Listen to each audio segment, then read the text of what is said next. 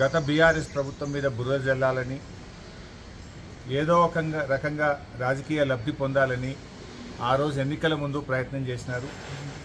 ఇప్పుడు కూడా గత 2 సంవత్సరాలుగా అదే ప్రయత్నం చేస్తూ వచ్చారు. రకరకాల లీకులను పంపుతూ, అక్రమ కేసులు బనాయిస్తూ ఏదో ఒక రకంగా బీఆర్ఎస్ పార్టీపై బురద జల్లే ప్రయత్నం చేసినారు.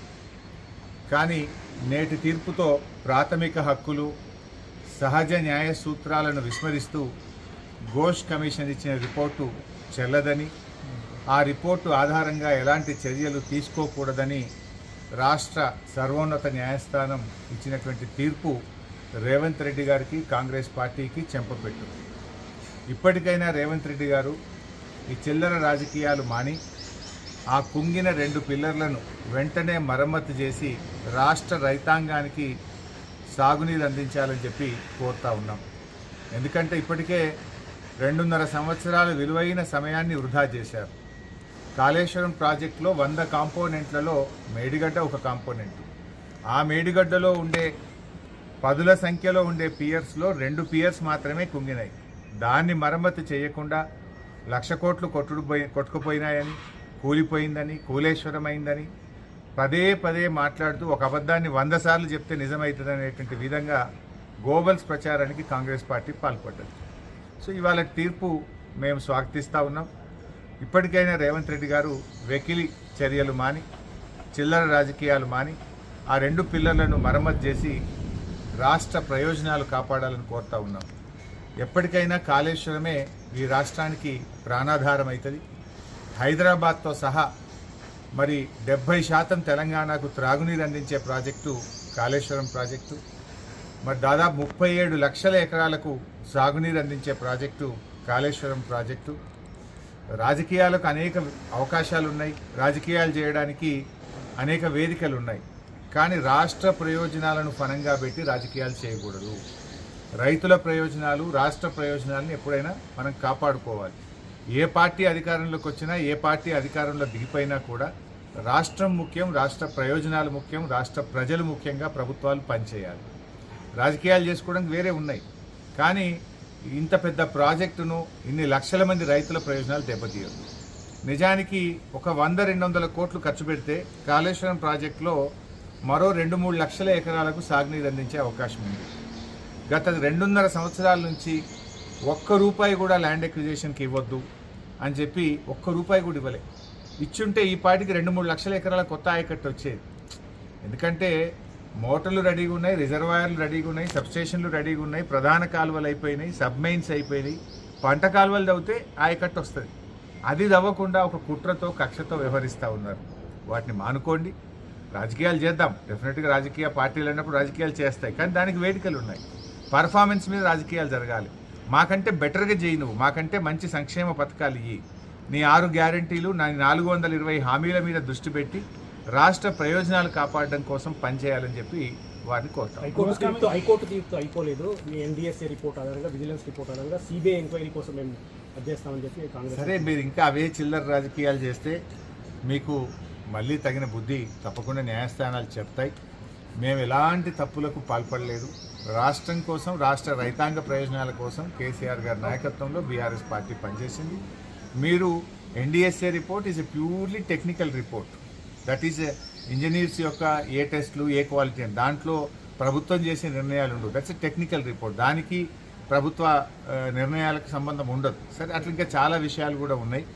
సరే, ఇంకా మీరు అలాంటి మకిలీ చర్యలు చేస్తారంటే మరోసారి మీకు భంగపాటు తప్పదు. అంటే గతంలో విద్యుత్ కమిషన్ కావచ్చు, కాలుష్య కమిషన్ కావచ్చు, రీసెంట్గా చాలా విషయాల్లో మాత్రం ప్రభుత్వం మీ పైన కూడా కొన్ని చర్యలు తీసుకుంటాము, దానికి సంబంధించి కూడా ఆలోచన చేస్తున్నామని చెప్పేసి చెప్తుంది. ఎలా చూడాలి దాన్ని? అంటే ఇప్పుడు ప్రభుత్వం మీద మేము రోజు విమర్శిస్తూ ఉన్నాం, ప్రభుత్వ స్కాములన్నీ బయట పెడతా ఉన్నాం, ప్రభుత్వ వైఫల్యాలను బయట పెడతా ఉన్నాం. 2.5 సంవత్సరాలు అయింది.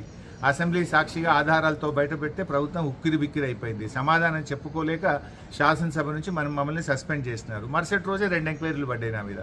అసెంబ్లీలో ప్రభుత్వ అవినీతిని ఆధారాలతో బయట పెడితే నెక్స్ట్ డే వితిన్ 48 అవర్స్ నా మీద 2 ఎంక్వైరీలు పడ్డాయి. సో ఈ ముఖ్యమంత్రి, ఈ ప్రభుత్వము తప్పులు సరిదిద్దుకోవడం పక్కన పెట్టి ప్రతిపక్షాలను వేధించాలి, ప్రతిపక్షాల మీద అక్రమ కేసులు బనాయించడం ద్వారా వాళ్ళను లొంగదీసుకోవాలనేటువంటి ప్రయత్నం చేస్తారు. మేము ఉద్యమకారులం, కేసీఆర్ నాయకత్వంలో రాటుదేలిన కరుడు గట్టిన ఉద్యమకారులం మేము. రాష్ట్రం కోసం ఎలాంటి త్యాగాలకైనా సిద్ధపడ్డ కార్యకర్తలు మేము. తప్పకుండా ఈ రాష్ట్ర ప్రయోజనాలు కాపాడుకోవడం కోసం రేవంత్ రెడ్డి ఎన్ని కుట్రలు చేసినా, ఎన్ని అక్రమ కేసులు బనాయించినా, ఎన్ని రకాలుగా వేధించినా మా పోరాటం ఆగదు. మేము మాకు రాజకీయం కంటే కూడా ఈ రాష్ట్ర ప్రయోజనాలు ముఖ్యం, ప్రజల ప్రయోజనాలు ముఖ్యం. ఇవాళ రాష్ట్రంలో రైతాంగానికి కనీసం మక్కలు కొనే దిక్కు లేదు, శనగలు కొంటలేరు, సన్ఫ్లవర్ కొంటలేరు, వరి ధాన్యంలో 5 కిలోల తరుగు పెడతా ఉన్నారు. అసలు ఒక ముఖ్యమంత్రి, మంత్రులు ఎవరైనా పట్టించుకుంటున్నారా? నేను మొన్న నల్గొండ జిల్లా పోయినా 5 కిలోల తరుగు పెడుతున్నారని రైతులు బాధపడుతున్నారు. రుణమాఫీ కాలేదు, రైతు భరోసా మొన్న ఎకరానికి వేసిన వన్నం అది కూడా ఎవరికి సరిగా పడినటువంటి పరిస్థితి లేదు. పంట చేతికి వచ్చినా రైతు భరోసా పడలేదు. ఇవాళ రైతులంతా రోడ్ల మీదకి వస్తూ ఉన్నారు. కరెంటు సరఫరా లేక రైతులు చాలా ఇబ్బంది పడుతూ ఉన్నారు. ఇట్లా అనేక సమస్యలు. విద్యార్థులు ఇలా హైకోర్టు తీర్పు తర్వాత అసలు ఈ సంవత్సరం ఫీజు రియంబర్స్మెంట్ ఉంటుందా ఉండదా, మరి విద్యార్థులే ఫీజులు కట్టాలా, అసలు ఆ విద్యార్థుల భవిష్యత్తు ఏంది, కాలేజీలు సర్టిఫికెట్లు ఇస్తలేవు, డబ్బులు కట్టమంటా ఉన్నాయి. ఎస్సీ ఎస్టీ బీసీ పిల్లలంతా రోడ్ల మీద పడ్డారు. దాని మీద దృష్టి పెట్టి రేవంత్ రెడ్డి ఇవన్నీ ఈ రాజకీయాలలో మీరు సమయం కాలయాపన చేస్తే నువ్వు చాలా ఘోరంగా రేపు కాంగ్రెస్ ప్రభుత్వం దెబ్బతింటుంది. ప్రజాక్షేత్రంలో మీ పీఠం కదిలిపోతూ ఉంది. మొన్న నువ్వు మాట్లాడిన మాటలు చూస్తేనే నీ కాళ్ళ కింద భూమి కదులుతుంటే భయకంపితులై నువ్వు మాట్లాడినట్టుగా అర్థమవుతాం. ఇవాళ ఆర్టీసీ సమ్మె కూడా ఉంది. KCR Revanth Reddy quid pro quo వల్లనే జరిగింది, ఈ కమిషన్ వాదనలు సరిగ్గా వినిపించలేదు హైకోర్టులో అని చెప్పి బండి సంజయ్ అన్నారు. సరే, సంజయ్ మాటలకు ఏం విలువలేదు. ఆయన ఎప్పుడు ఏది పడితే అదే మాట్లాడుతుంటాడు. నేను ఇవాళ సంజయ్ గారిని ఒకటి అడుగుతా ఉన్నా. గోదావరి బనకచెర్ల ద్వారా మన తెలంగాణకు అన్యాయం జరుగుతూ ఉంది. ముందు బండి సంజయ్ గారు దాన్ని పట్టించుకోండి. ఆంధ్రప్రదేశ్కు ప్యాకేజీల మీద ప్యాకేజీలు వస్తున్నాయి, ప్రాజెక్టుల మీద ప్రాజెక్టులు వస్తున్నాయి. తెలంగాణకు ఏమొస్తున్నాయి? సంజయ్ గారు, నువ్వు రాష్ట్ర ప్రయోజనాలు కాపాడు. తెలంగాణ నుంచి ఉన్నటువంటి నువ్వు ఇవాళ గోదావరి బనకచెర్లను ఆపే ప్రయత్నం చేయి. ఫస్ట్ గోదావరి నీళ్లలో తెలంగాణ వాటాను పరిరక్షించే ప్రయత్నం చేయి. ఇలాంటి పిచ్చి మాటలతోని సాధించేదేం లేదు. ఈ రాష్ట్ర మంత్రిగా ఈ రాష్ట్ర ప్రయోజనాలు కాపాడడం కోసం కృషి చేయాలని చెప్పి నేను ఆయనకి హితవు పలుకుతా ఉన్నా. ఇవాళ ఆర్టీసీ కార్మికులు రాష్ట్ర వ్యాప్తంగా సమ్మె చేస్తున్నారు. వారి సమ్మెకు బీఆర్ఎస్ పార్టీ సంఘీభావాన్ని తెలియజేస్తూ ఉంది. గతంలోనే కేసీఆర్ గారి ప్రభుత్వం ఆర్టీసీ కార్మికులకు మరి ప్రభుత్వ ఉద్యోగులుగా గుర్తిస్తూ ప్రభుత్వ క్యాబినెట్ ఆమోదించింది, జీవో కూడా ఇచ్చాం, గెజిట్ కూడా ఇచ్చాం. దాని వెంటనే వారిని ప్రభుత్వ ఉద్యోగులుగా గుర్తించండి. కార్మికులను చర్చలకు పిలవండి.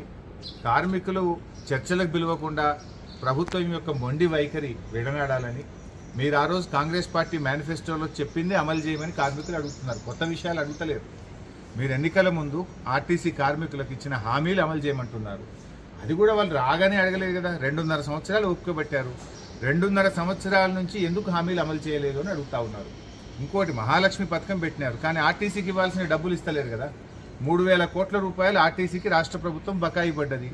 దాంతో ఆర్టీసీ ఉద్యోగులకు ఆర్టీసీ యాజమాన్యం వాళ్ళ బకాయిలు ఇవ్వలేకపోతుంది, డిఏలు ఇవ్వలేకపోతా ఉంది, రిటైర్మెంట్ బెనిఫిట్స్ ఇవ్వలేకపోతా ఉంది.